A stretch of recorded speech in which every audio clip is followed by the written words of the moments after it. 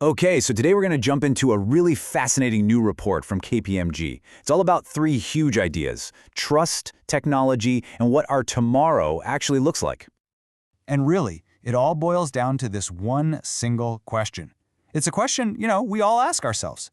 The report uses this as a jumping-off point to dig into how our tech, our society, and our hopes for the future are all tangled together. And honestly, the answer they found is a bit of a shock.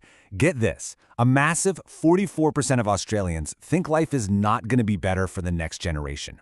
Only 23% are optimistic. That's a huge gap. And that feeling, that pessimism, is really the key to understanding everything else in this report. So that really sets up the central conflict here, right? We've got this huge tension. On one hand, you have the incredible promise of all this new technology, but on the other, there's this deep-seated anxiety that's just running through society. It's like technology is being pitched as both the poison and the antidote. All right, so let's ground ourselves in the present for a minute. Let's look at the here and now. How is technology actually solving the big, concrete problems we're dealing with today? The report really focuses in on two huge areas: energy and healthcare. First up, energy. Right now, today, the big push is all about scaling up renewables. Solar, wind, the usual suspects.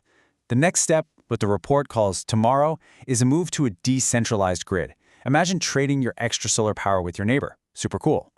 But the real long-term, holy grail future, that's the promise of nuclear fusion. Basically, clean, limitless energy.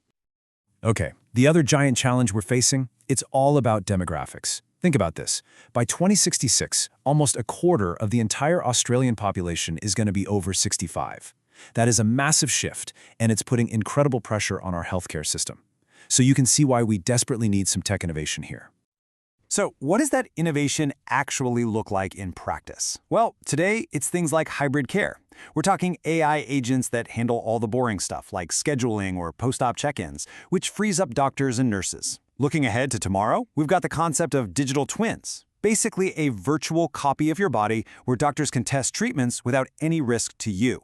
And then the future, this is wild. We're talking about senolytic therapies. These could literally remove old, damaged cells from your body to extend not just how long you live, but how long you stay healthy. All right, that leads us right into the next huge shift, what the report calls the intelligent revolution. And this is a big one. This is the point where AI stops being just a tool we use and starts becoming more like a digital coworker, something that actually acts for us. And the engine of this revolution? Something called autonomous agents. Now, let's be clear, this is not just another chatbot. These are way more sophisticated. We're talking AI systems that can reason, plan, remember things, and learn on the fly, all by themselves to get complex stuff done. Okay, so here's the key difference, and it's really important. Think of generative AI, like ChatGPT, as a superpowered assistant. It's a tool that helps you do your job better. An autonomous agent, though, is more like a teammate. It has its own job, its own roles and responsibilities. That's a massive leap in how we think about this stuff. This table actually helps put it all in perspective. You can see that most of the AI tools we use every day, ChatGPT and the like, are way down at level 1. But in very specific, narrow areas like the board game Go, AI has already hit virtuoso levels. The big one, level 5, artificial superintelligence or ASI, that's still firmly in the realm of science fiction, for now. So what does this mean for business, for the economy? Well, the report floats this absolutely incredible idea, the one-person unicorn. Imagine a single person, one entrepreneur, building a billion-dollar company. How? By basically being the CEO of a team of AI agents that handle literally everything else: coding, marketing, legal, you name it. Okay, so beyond just AI agents, the report dives into some other technologies on the horizon that are, well, they're complete game changers. This is the stuff that seriously sounds like it was ripped from a sci-fi movie, but it's happening in labs as we speak. Okay, first up, and you might want to sit down for this one, bringing back extinct species. Scientists claim they've used AI and genetics to successfully birth dire wolf puppies. Yes, you heard that right, dire wolves. We're talking actual de-extinction. Then you've got autonomous surgery. A robot at Johns Hopkins recently performed surgery on pig organs all by itself, no human intervention. This is a massive step toward a future where anyone, anywhere could have access to the best surgical procedures delivered by a robot. And this one's happening right here in Australia. There's a 3D bioprinter that is literally printing new skin layers directly onto burn victims. This is already happening. It's completely changing how we think about healing from the most severe injuries. And this quote from the report just nails it, doesn't it? The future will belong to those who are bold enough. After hearing about dire wolves and skin printers, you can see what they mean. The tech is coming fast, and the real challenge is having the guts to actually use it.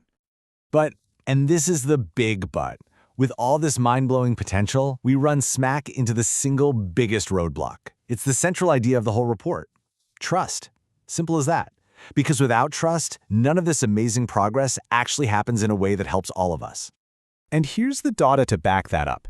Over half of Australians believe that trust in our big institutions, government, business, you name it, is actually going down, not up. And boom, there's the connection, right back to that pessimism we talked about at the very beginning. And it's not just a vague feeling of distrust. The fear is very specific. Nearly 2/3 of Australians are worried about losing control, both personal control and control as a society, as AI gets more powerful. It's a fear about our own ability to make choices, to have agency. So, what's the solution? How do we build that trust back up? The report lays out a pretty clear 3-step plan. Step 1, we need to boost AI literacy. Help everyone understand what this stuff is so it's not so scary. Step 2, we have to seriously upgrade our digital security with something called post-quantum cryptography, basically making our data safe from the supercomputers of the future. And step 3, we need responsible governance, clear, smart rules of the road for all this new tech. And all of this builds to what I think is the report's most powerful message. When you're facing all this uncertainty and disruption, what do? You act. Action is the antidote to uncertainty. It's how you fight back against pessimism. And what's fascinating is that when you ask Australians if they feel like they can actually shape the future, we're split right down the middle. A third say yes, a third say no, and a third just aren't sure. But the report doesn't see that as a problem. It sees it as an opportunity. It means the story of our future isn't written yet. The outcome is still up for grabs. And that leaves us with the final and most important question of all. The technology is coming, there's no stopping it. The hope is real, but so is the fear. The one thing that isn't set in stone is the future itself. So the report leaves us with this question, and I'll leave you with it too. What part will you play in writing it?